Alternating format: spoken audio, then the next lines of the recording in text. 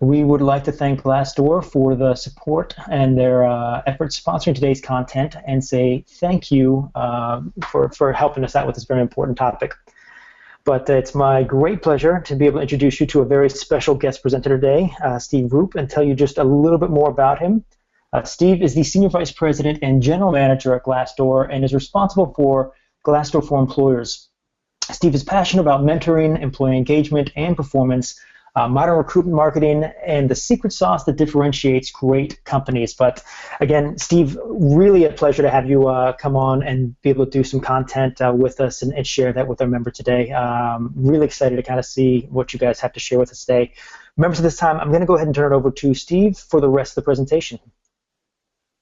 Thanks so much, and really, really happy to be with this audience today.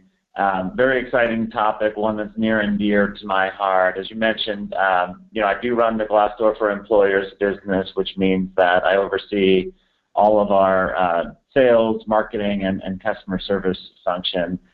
When I originally put this recruiting budget together and our overall recruiting plan, I was running our recruiting efforts for a period of 2014 as well. So that's really where I'm coming from in this, with this presentation today is, the effort that I went through with our recruiting team to come up with and to think through what was the right recruiting strategy and what was the right recruiting budget for Glassdoor.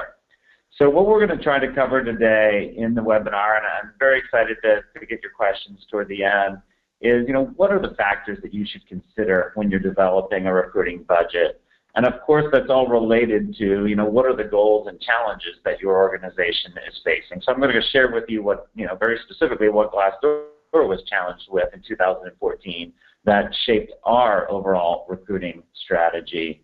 And then we're going to go through those goals and strategies, and then I'm going to share with you not just what you see in the PowerPoint, but our Excel spreadsheet that details exactly where we spent our recruiting dollars across people's systems and programs. So, sharing with you kind of how I think about, how you develop any budget, whether that's the recruiting budget or the sales budget or the marketing budget. It always starts with, what are the goals that you're trying to achieve? Obviously, in the case of recruiting, knowing how many hires you need to make in a year is a very important goal to be aware of. And of course, knowing how many of those hires would be considered hard to fill positions versus, medium to fill or easier to fill high volume positions. And then the second thing when you're developing the budget is how do you allocate the overall spend? And typically I've done that in the main three categories of how much are you going to spend on your people, your internal recruiting team, your sourcers, your coordinators and analytics folks. How much are you going to spend on your recruiting systems, your ATS, your mobile apply type solutions, your sourcing tools, et cetera. And then how are you going to spend on your what are you going to spend on your programs? What are you going to spend on whether it's campus recruiting or events, whether it's job advertising, online branding type tools, how are you going to spend on your programs? And then, we are going to go through specifically the budget categories that we chose, and hopefully that'll be useful to you. And then finally, something that's also near and dear to my heart is, how do you not get stuck to the point where you set your budget for the entire year and then you learn from your friends or colleagues midway through the year that they're using some new, cool, very productive tool that you've failed to budget for. So we're going to cover that as we go on today. And really the inspiration for today's session was, when I took over the recruiting effort in 2014, and we were trying to put together our overall budget with our finance and financial planning team, I did what a lot of people would do. I went out to Google and I searched recruiting budget template, and there just wasn't a lot of good samples. I think it's just one of those things where a lot of people can share at a high level the recruiting strategy, and but oftentimes there's some restrictions on what companies can share with one another as far as their exact recruiting spend and how that gets allocated down to the different groups. So that was really the inspiration. I was looking for help. I was hoping that there was going to be some useful information out there, but there really wasn't. So it really struck me that it would be a great idea to share our recruiting budget and our recruiting planning spreadsheet with the whole world. And that's where we are today. So, what I'm hoping this budget template might help you with is, if you still have time to affect your 2015 plan, that this template might help you with that. It might also help you build a case with your boss to receive incremental budget or the sufficient budget that you need to hit your 2015 objectives. It might give you some pointers or some tips on how to analyze your budget allocation, and maybe if you've overlooked a category that you really need funding for. And then finally, by the end, I hope it'll be able to help you model a target cost per hire. So really, starting with the end in mind so that there's no surprises, and you'll see this all in the Excel spreadsheet. Our total budget at the end of the year for 2014 was $1.7 million and change. That really needed to support our goal of hiring 225 people. And what you can see here is that the average cost per hire is automatically computed there at $7,600. And for those of you that aren't in the San Francisco Bay Area, you might be surprised that we're sitting here screaming from the mountains about the success of our 2014 recruiting effort at a $7,000 cost per hire. In our experience, given how crazy the demand for talent is right now, a cost per hire in the San Francisco Bay Area when you're recruiting engineers and highly desirable sales and marketing folks, that cost per hire is actually quite good. And then the other thing that you can see here is that we are modeling out for the team size that we had in 2014. What did that tell us as far as how productive our recruiting team was as far as the number of hires per recruiter per month? And we feel pretty good that being near 5 hires per recruiter per month is pretty good performance for our team. So that's kind of the 30,000-foot view. Let's go down into the details in a second on exactly how our recruiting budget is comprised. But to make this interactive, let's go straight to poll number 1. And that poll is really, when do you plan your overall recruiting budget? With the answers being, you do it annually, you do it quarterly, you do it on an ad hoc basis, you don't have a specific planning process, or maybe you don't know because you're not specifically involved in it.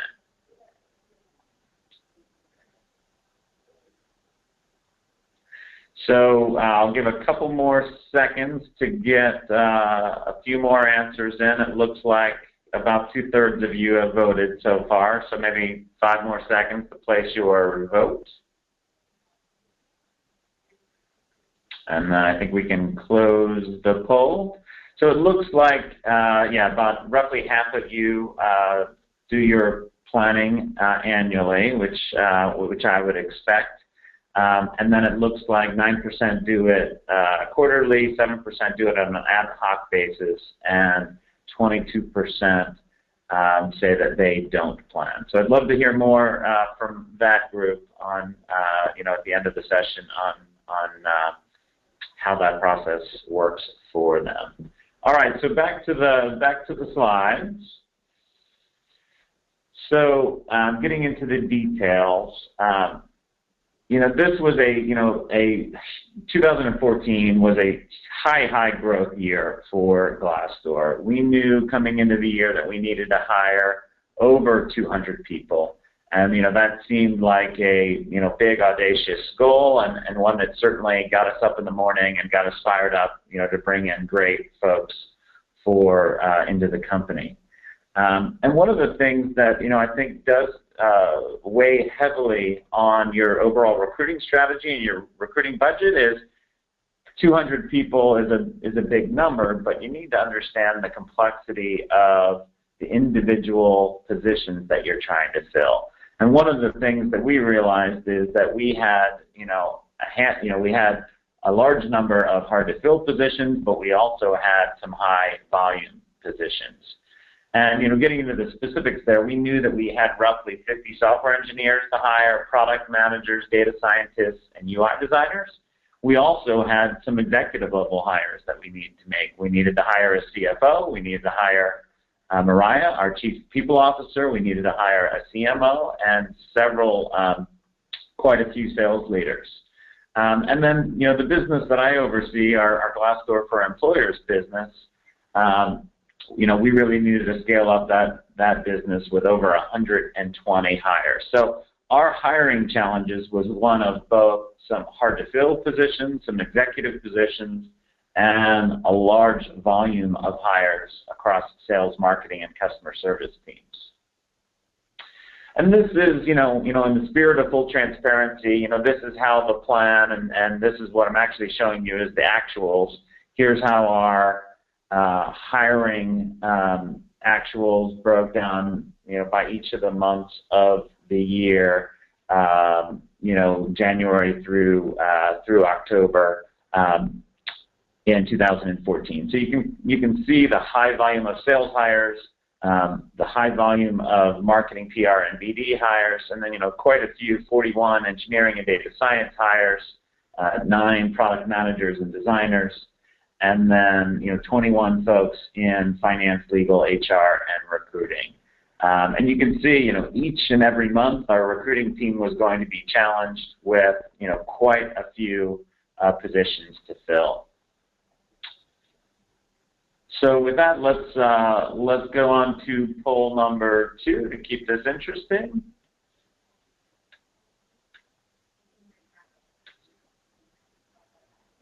So this is always a funny one for me as far as I'd love to hear what surprises typically occur for you after your budget is set. And the possible answers are that you've learned from the organization that you need to hire more people than were originally planned for.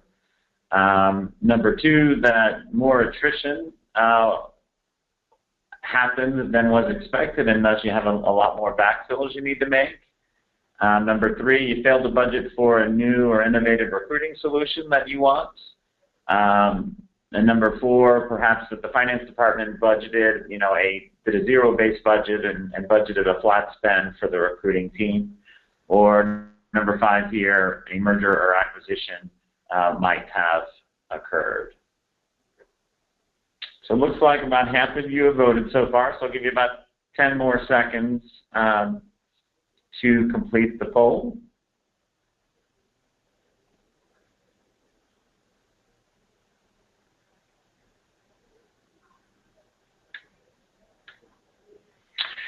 So, this is, I think, pretty much what I would expect. It's always difficult if you're on an annual planning cycle for the business to be doing the workforce plan at the same time that the recruiting team is trying to establish its budget. And this typically does lead to some surprises as far as the number of hires that are needed. So number 1 answer here was 37% said that they need to hire more people than originally expected. 28% said they failed to budget for a new recruiting solution. Good new solutions, innovative solutions are popping up all the time. So if you didn't establish kind of a placeholder budget to predict for that, you can be left without the budget set aside for that. So okay, so back to the presentation. Thank you for your responses there. So challenge number 2, so challenge number 1 was, hey, we had to hire 225 people. Challenge number 2 is, we really needed to move fast and build out our our overall recruiting team. We had come from a place in 2013 where we had a heavy reliance on third-party recruiters or contract recruiters internally. And the hiring managers, were doing quite a bit of the work themselves to help us hit the overall hiring goals. So we wanted to change the strategy, knowing that we were going to need to hire a significant number of people each and every month in 2014. We wanted to change the strategy from being reliant on contract recruiters and third-party recruiters to one where we're really building a world-class recruiting organization, bringing on full-time recruiters for key functions like software engineering, like sales, and like our G&A group for finance and HR. And we wanted to bring in, we wanted to, walk the walk, and we wanted to bring in employer branding experts and sourcers to add to the competence and the capabilities of our overall talent acquisition effort. So, once again, in the spirit of full disclosure, when we started 2014, we had kind of a single generalist recruiter with modest use, I would say, of third-party recruiters that specialized in sales, engineering, and executive hires. By the end of the year, we had one person heading up employer branding, and then we had specific domain-specific expertise in 2 people in sales recruiting, 1 person in tech recruiting, and 1 person in finance, HR, and marketing recruiting. We added sourcing specialists, and then we had recruiting operations and analytics specialists, and 1 recruiting coordinator.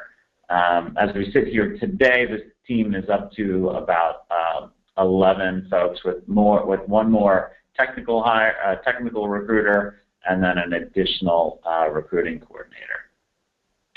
So when it comes to the budget that was required to build and grow that team, what you see here on this slide is this is what the first line is really how we scaled the budget for putting in place the full-time recruiting team, their salary and their bonus structure. And you can see how much that grew from Q1 to Q4.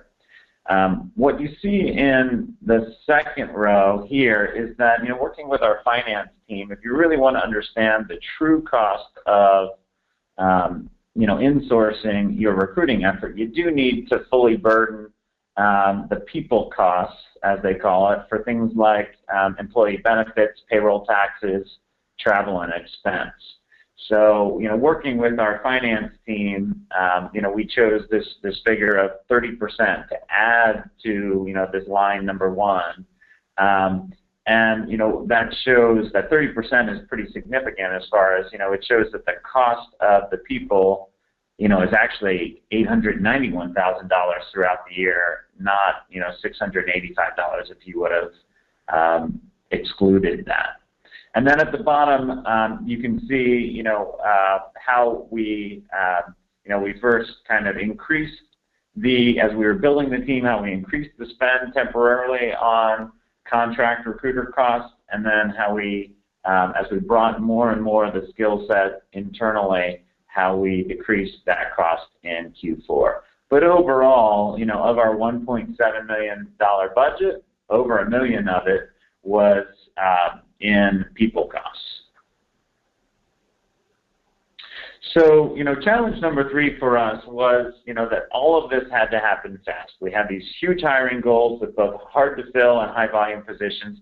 We had to build the team and the systems at the same time. So we needed to do all of this. We couldn't just build the perfect plan and then execute. We had to do both at the same time. So in my experience, when you're in a situation like that, you need to turn on as many different hiring sources, high quality hiring sources as possible. You need to find a steady source of candidate pipeline, and you do need to promote and showcase a strong employer brand and tailor your messages to specific audiences like engineering and sales. So, to meet those challenges and to succeed, we needed to have a fairly healthy programs budget. So, the job advertising line item that you see here that, added up to 181,000 across the year, that was one of those always-on strategies. We needed, beyond, obviously we have the luxury of being able to, advertise our jobs on Glassdoor, which is a wonderful benefit to have. Because with that, you have an always-on platform of candidates showing up, and high-quality candidates showing up and knocking on your door every day, so that you're not solely reliant on recruiting passive candidates. And then we established a budget for our employee referral program, and you'll see how that worked out as far as a source of hire. In the program's budget was the recruiting agency costs, and you can see how that declined throughout the year as we brought more of the recruiting in-house. And then we did make a reasonable investment in employer branding to improve our career site and to create a bunch of compelling content like videos for each of the departments so that candidates could really see what it was like to work in our engineering department or our sales department. We did have success with some recruiting events and meetups, and then we established, a reasonable budget for some recruiting systems and technology, and then a line item here at the bottom for candidate travel and expense, flying in candidates that we were considering. So, when you break that down on a percentage basis, the largest spend area for us was, first our job advertising costs, 27%. Our employee referral program being very successful was the second biggest cost at 15%, and then candidate travel and expense was the same, and then tied for third, a three-way tie for third is the recruiting agency cost, the employee branding cost, and the recruiting systems cost. And from tracking the ROI of those different events, you can see that like a lot of startups, we do extremely well. Because of our brand and business growth, we do extremely well with our employee referral program, and 32% of our hires came from that employee referral program. But a very close second was our own website, advertising our jobs on our own site. And after that, you can see, once again, in the spirit of full disclosure, we do believe that everyone should tap into different talent pools. So we do advertise our jobs occasionally on LinkedIn. We do advertise our jobs occasionally on Indeed, and we do advertise our jobs less so now, but more so probably at the beginning of last year on Craigslist.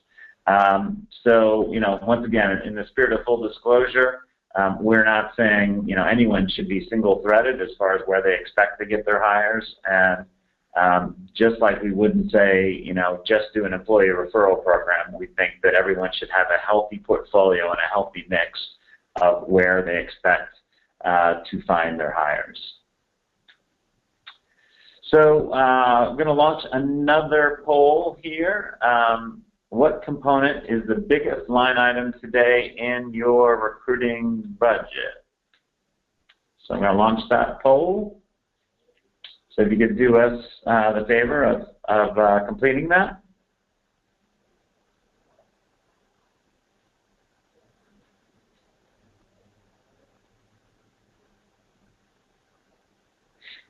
Looks like about half of you have voted so far, so I'll give you another 10 seconds.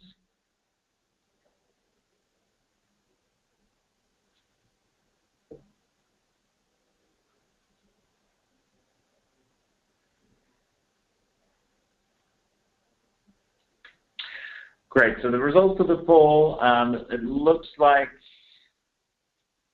43% of you said that the biggest line item is your own people, your internal recruiting and talent acquisition teams. Second biggest area was online job advertising, and then and third-party recruiters and staffing agencies coming in third, with systems coming in fourth. Thank you for that. All right, so one of the points that became very important to us, and certainly very important to me, overseeing our Glassdoor for Employers business, is that our time to fill was very, very important in 2014 and continues to be very important in 2015. And if you're responsible for sales recruiting, you probably understand why, as far as, whenever you hire a new salesperson, they're going to take on a quota, and they're, hopefully they're going to deliver that revenue to the organization. So if you miss the hiring dates, or you take longer to hire those salespeople than you forecasted that it would take you, it can have a direct in-year impact on your top-line revenue. So it was very important for both our sales recruiters and our sales leaders to be linked in arms and very, very focused on getting our sales hiring done on time, so that all of our new sales folks could start in our new hire boot camps and all get ramped up together in a very, very effective way. So that's certainly a cost of that could be an opportunity cost if you don't get those sales hires done on time. So we do track time to fill. You can see how that varies by department, and to some extent, I guess it is a predictor of or an indicator of how hard to fill a particular position might be. So you can see that, on the low end, our client success team, we're able to fill those in 38 days, but our engineering and data science positions, which are typically seen as harder to fill positions, would take up to 58.5 days to fill. So, once again, keeping an eye on the metrics as far as our time to fill, so that we could make sure that we have the resources in place that the organization needed to, whether that was to hit a sales goal or whether that was to hit a product innovation goal, keeping track of time to fill is very important. And then the fourth challenge was that, certainly running a site like Glassdoor, it was very obvious to us that mobile recruiting was becoming very, very important, and that our mobile traffic on Glassdoor was, crossing the 45% mark and growing each and every month. And we realized once again that, we didn't want 45% of our candidates to not be able to apply from our own mobile career site. So we knew that we needed some technology in place to give our candidates a great experience, whether they were viewing our jobs from their mobile device or whether they were viewing their jobs from their home laptop. So, that was a challenge. We needed to further our investment in our overall recruiting technology. And, so this is, our budget, was really there to put in place some new solutions. So you can see what we had in January of 2014, and you can see what we have now. So having a career site that's fully mobile optimized. I don't know if you've done this for your organization yet, but I would get out your phone right now and open your browser and go to Glassdoor's career site for our own internal jobs, and you can see how we've designed that so that it's not just a job search or a set of job listings, so that all of our rich content as far as why someone should want to work in our engineering department or our sales department, the description of our benefits, even our our Glassdoor ratings and reviews are on our mobile optimized career site. We did extend our agreement with JobBite, so more so than just the ATS. We actually bought the JobBite Engage, the CRM system. And then we put 2 new sourcing tools in place, that we've had success with, both Intello and Connectifier.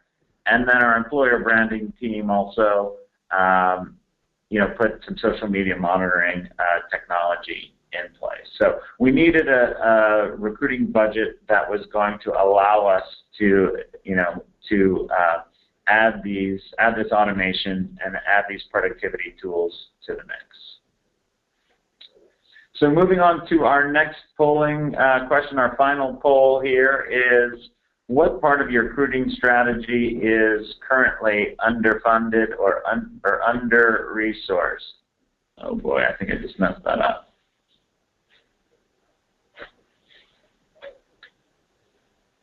I don't know how I relaunched that. I think I might have fat-fingered that guy. Yeah, I don't think that's going to work. So sorry, guys. I think I hit that one too fast. So it's not going to let me relaunch that. But certainly we can talk through this in the Q&A portion. The options were career site, your employer branding strategy, your recruiting systems, whether you feel like your internal recruiting team is understaffed or underfunded, and then finally online job advertising. All right, so sorry about that. So then finally, in the spirit of transparency, we're very fortunate to have this beautiful office building or set of office buildings on the water just north of San Francisco in Sausalito. But, if you live a bridge too far in South San Jose, Glassdoor is probably not going to be your dream commute. If you live north of the Golden Gate Bridge, you're probably very excited to find that Glassdoor is in Sausalito. But being 60 miles away in South San Jose or Mountain View or Los Gatos, we're probably not some engineer's dream commute. So we needed to increase our overall talent pool to make there's plenty of high-quality candidates that were driving the Highway 101 past our building every day and didn't know that Glassdoor existed in Sausalito right here on the water. So we really needed to increase our talent pool and do some creative and innovative things to bring more high-quality folks into the organization.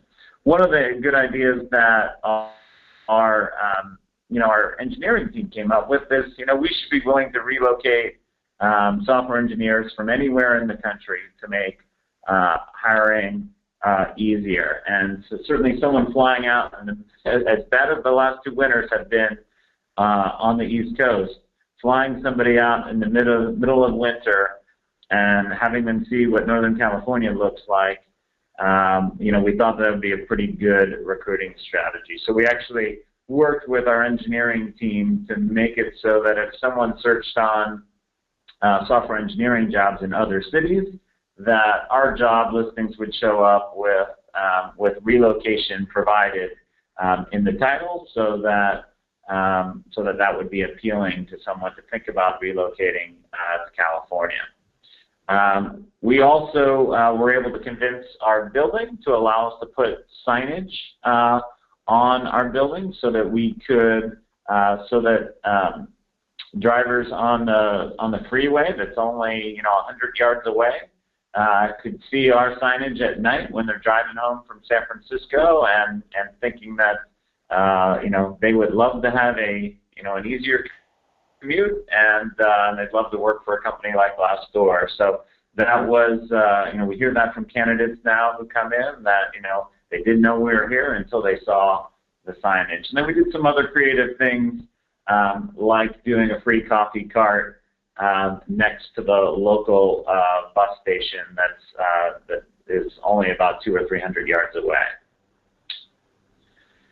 So all in all, as I mentioned, our total budget, people, systems, and programs was $1.7 million. It did allow us to achieve our objective of 225 hires at a $7,000 cost per hire. So with that, I wanted to show you what the spreadsheet actually looks like that you'll receive at the end of this webinar. so hopefully you can see this okay.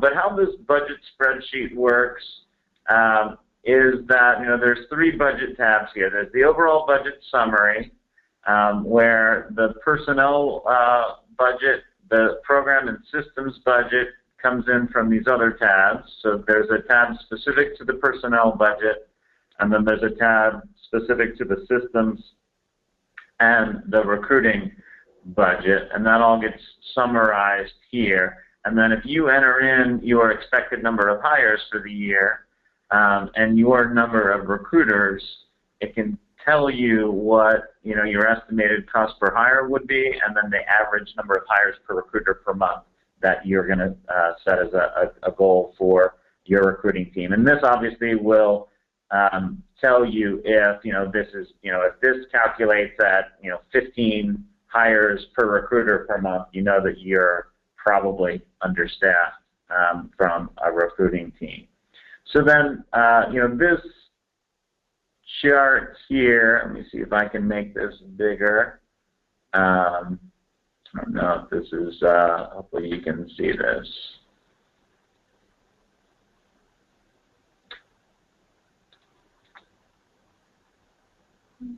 Is there a, try to make this a little bigger.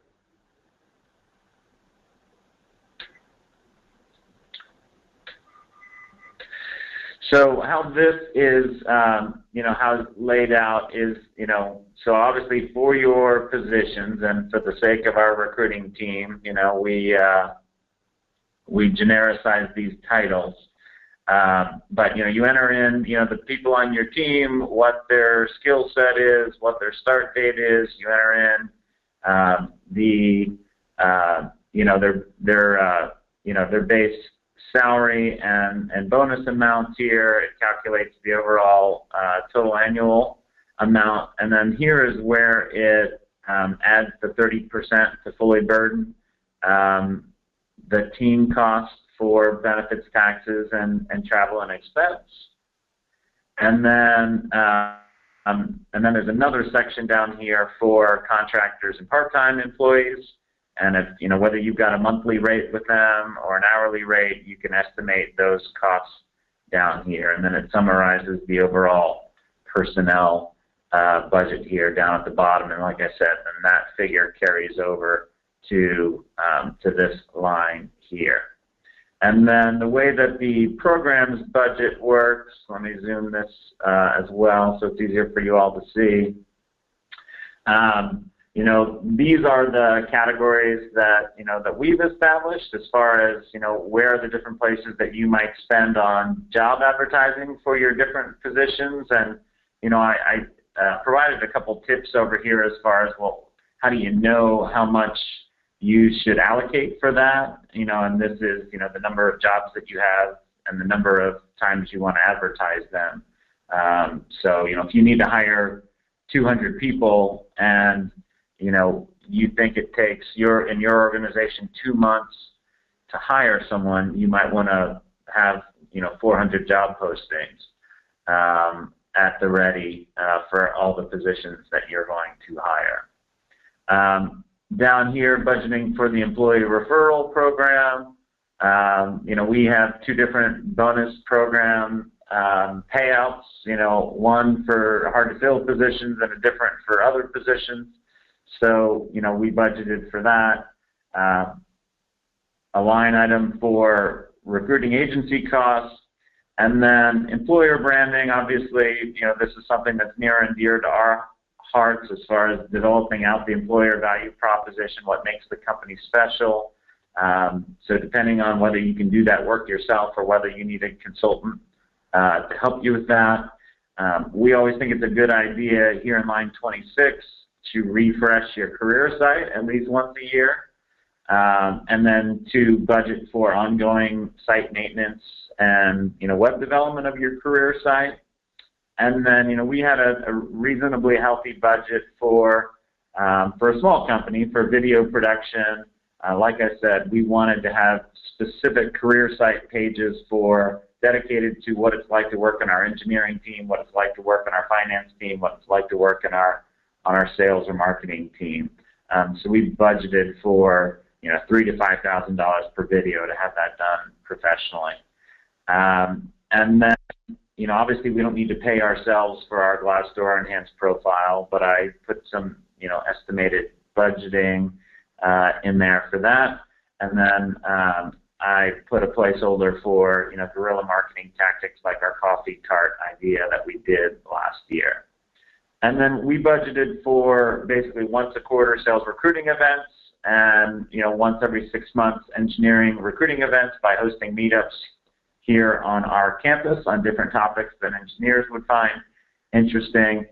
And then down here at the bottom, I put some estimates on what it would cost to license different sourcing tools, applicant tracking software, CRM, mobile apply solutions, social media monitoring solutions, and perhaps consulting and training for those different solutions. So all told, that gets summarized as far as the total recruiting program cost, and once again, that carries forward to this first tab to summarize that, so that you have basically the personnel plus programs and systems adding up to your total budget. So that is how the spreadsheet works, and as I mentioned, you're going to be sent this spreadsheet as a follow-up action to this webinar today. And with that, we're ready to take questions.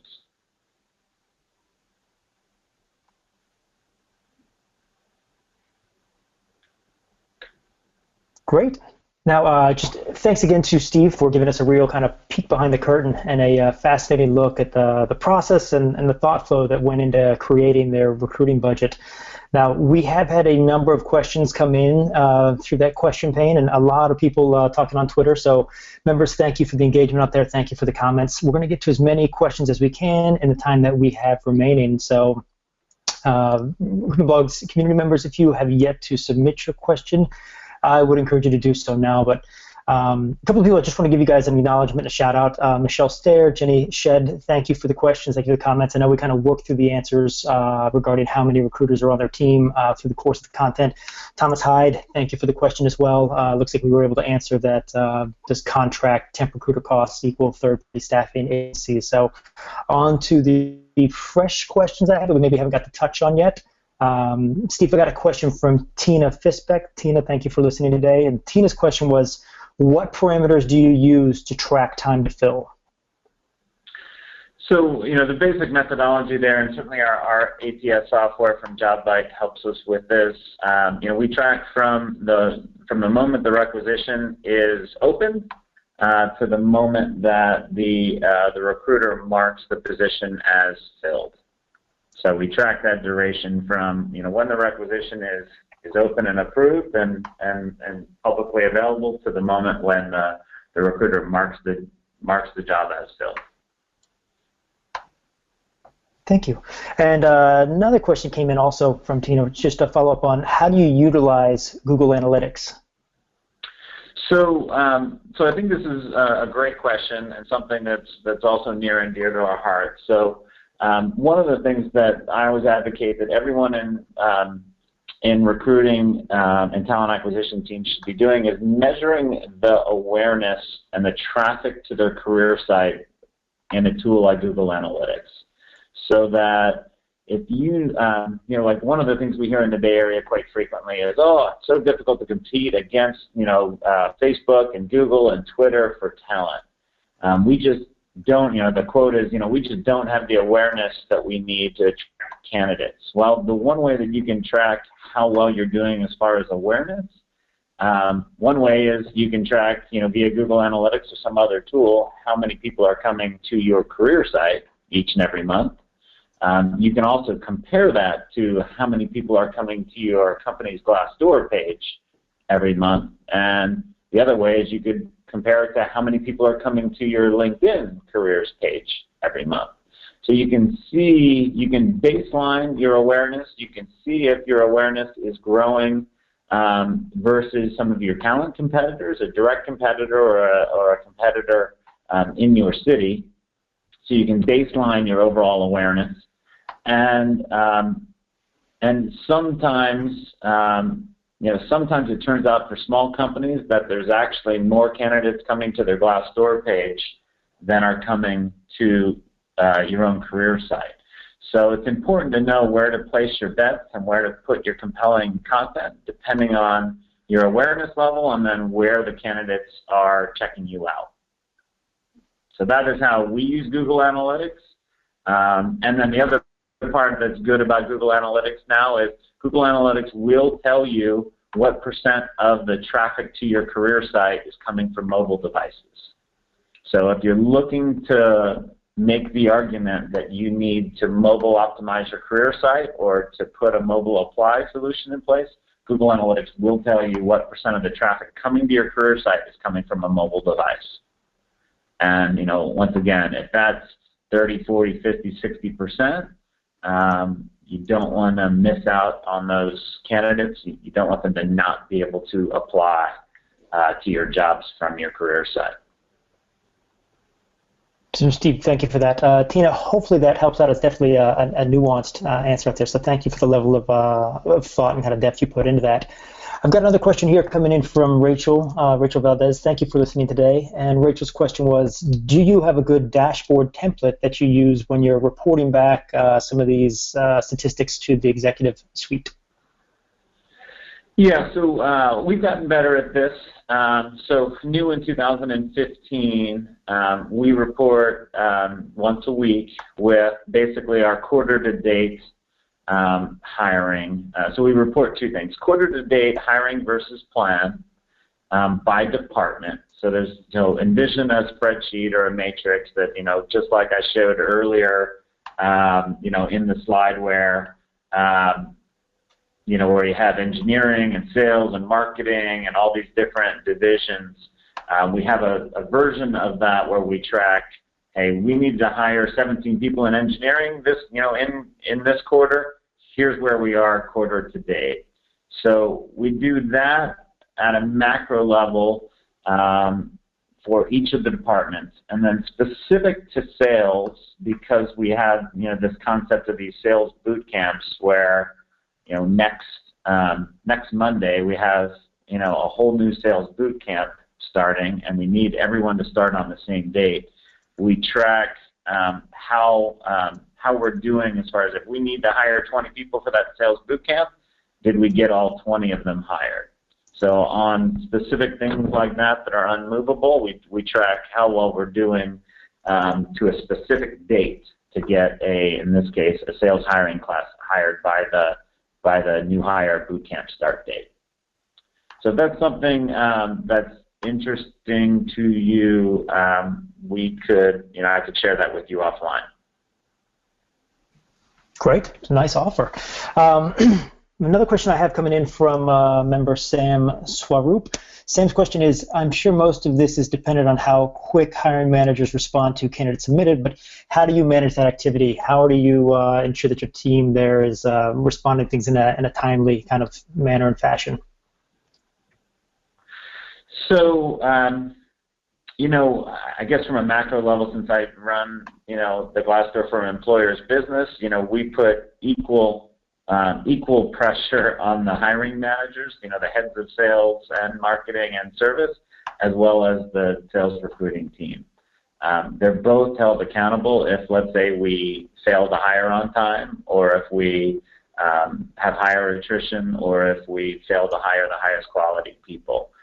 So it does start with knowing, letting the managers, the hiring managers know that they are accountable for these, for hitting the hiring plan as much as the recruiting team is responsible for hitting the hiring team. So there is shared accountability, and I can tell you from even a team meeting we had yesterday that the leaders, the sales leaders, the marketing leaders, and the service leaders, and the recruiting leaders are in the same meeting, and if we're meeting the goals, the hiring goals, and meeting the hiring plan, we're high-fiving and celebrating that. If we're missing even by one or two, everyone's held accountable for that. So the hiring managers know that they're not allowed to be delayed in responding to the recruiting team as far as keeping on track with the hiring. And I seen that happen before, and I know why you're asking. We're managing it through holding everyone accountable for hitting the hiring plans, and we're not perfect. We do miss occasionally, but people know that it's part of their job description to hire high quality people and to hire on time. So, Sam, hopefully that helped out a bit. Another question here coming in from Michelle. Michelle, thank you for listening today. And Michelle was asking, do you use your ATS to track agency usage and engagement on your positions? We do use our ATS, and if we do use a third-party contingent recruiter, we do have them submit the candidate through the ATS system so that we can track that candidate's progress, and obviously figure out that yes, we do indeed need to compensate that third-party recruiter for that candidate. They may have provided us, like I said, it's not a big component of our recruiting strategy. We've tried to lessen the dependency on third-party recruiting, except for really kind of executive-level positions, just because of the sheer expense.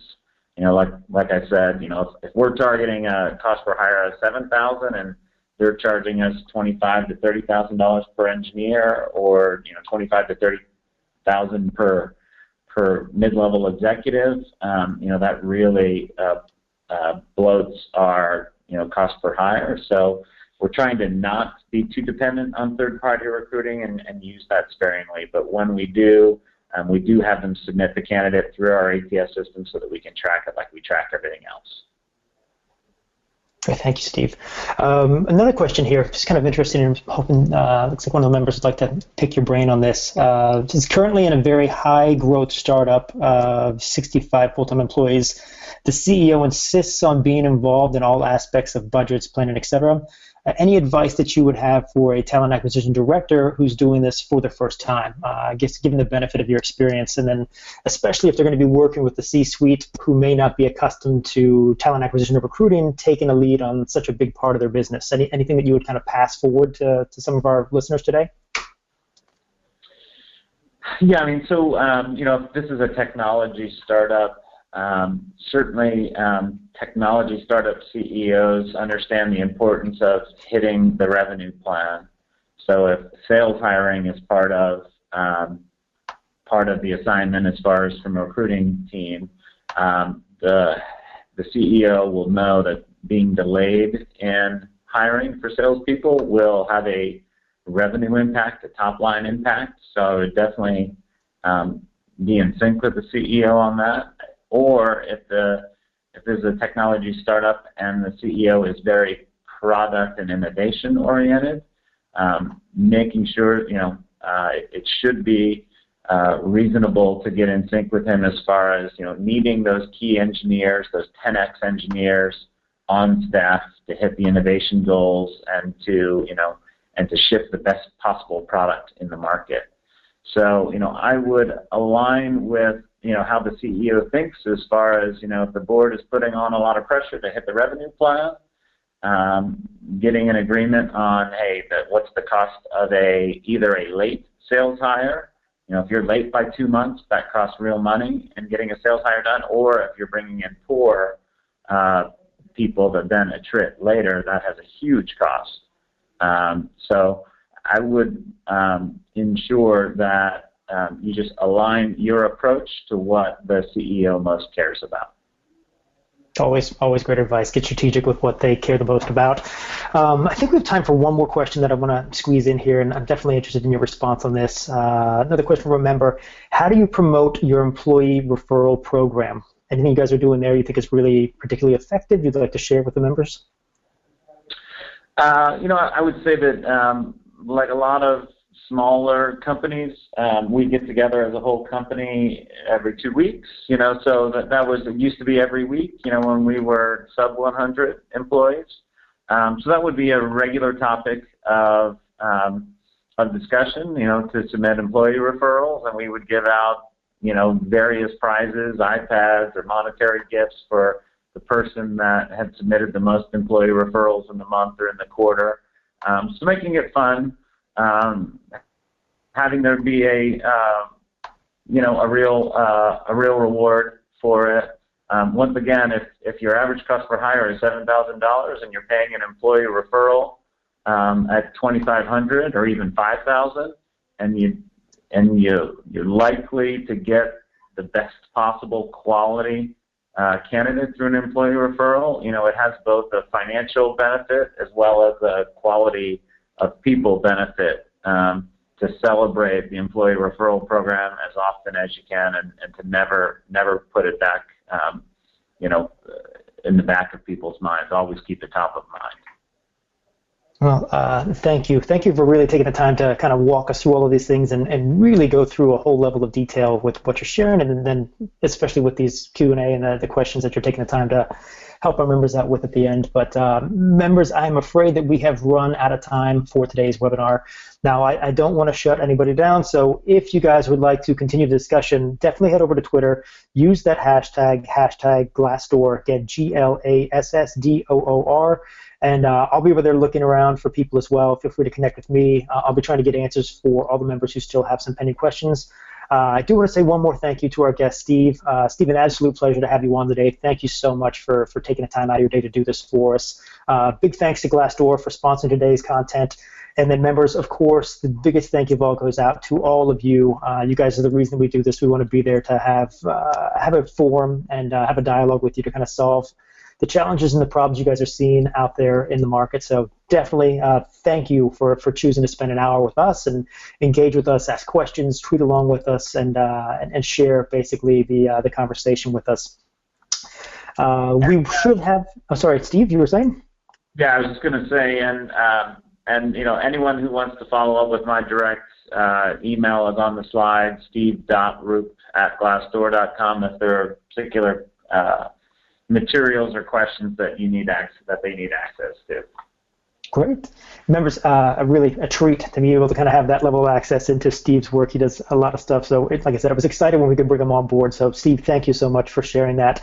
Members, we should have the on-demand version of today's content ready in about 48 hours. So if you want to come back to the webpage where you basically registered for today's content, at that point we should have the video of today's webinar up along with the slide deck at that point. So give us about 2 days and we'll have it there ready for you. You can watch it on demand. You can share it with anybody who maybe didn't get a chance to see today if they had a last-minute meeting. But want to again thank everybody for spending an hour with us. Wish everyone a great remainder of your day, and hope to see you on another webinar with us again soon. Bye for now, and enjoy the rest of your day.